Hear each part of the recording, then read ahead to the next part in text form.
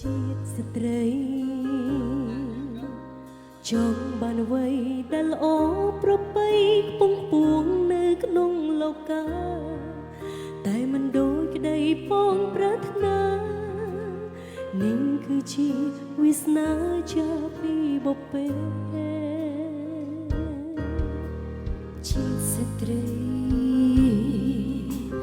រឿងអ្វីៗក្នុងលោកតែមានសោយសងនៅក្នុងជីវិតមិនមែនជារឿងប្រឌិនស្ត្រីតែងតែរីកិនគួរពិចារណានៅក្នុងលោកតែព្រួយប្រែដោយក្តីស្នេហ៍មិនពេញចិត្តណាអស់សេចក្តីស្នេហា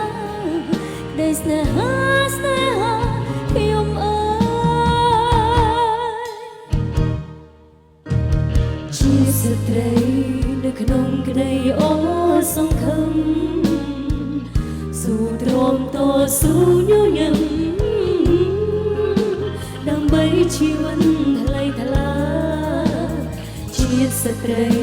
នៅក្នុងក្តីអូសង្ឃឹមស៊ូទ្រាំតស៊ូញញឹមដើម្បីជីវិតថ្លៃថ្លា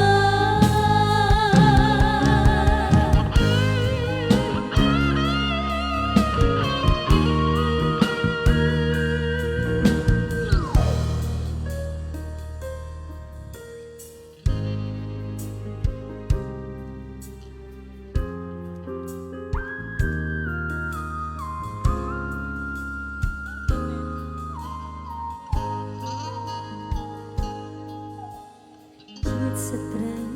នៅក្នុងក្តីអង្គសង្ឃឹមតស៊ូទ្រាំញញឹមដើម្បីជីវិតថ្លៃថ្លាជាតិស្ត្រីនៅក្នុងក្តីអង្គសង្ឃឹម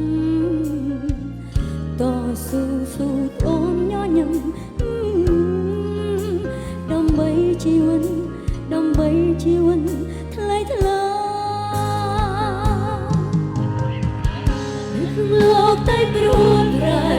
ដោយក្តីស្នេហ៍មិនពេញចិត្តណាស្នេហាខ្ញុំអើយជាស្ត្រីនៅក្នុងក្តីអូសង្ឃឹមតស៊ូញញឹមដើម្បីជីវិតថ្លៃថ្លាជាស្ត្រីនៅក្នុងក្តីអូសង្ឃឹមស៊ូទ្រាំតស៊ូញញឹមដើម្បីជីវិតថ្លៃថ្លាជាស្ត្រីនៅក្នុងក្តីអូសង្ឃឹមតស៊ូទ្រាំញញឹមដើម្បីជីវិតថ្លៃថ្លា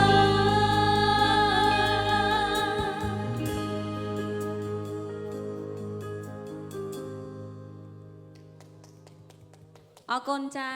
អរគុណអ្នកទាំង3ដែល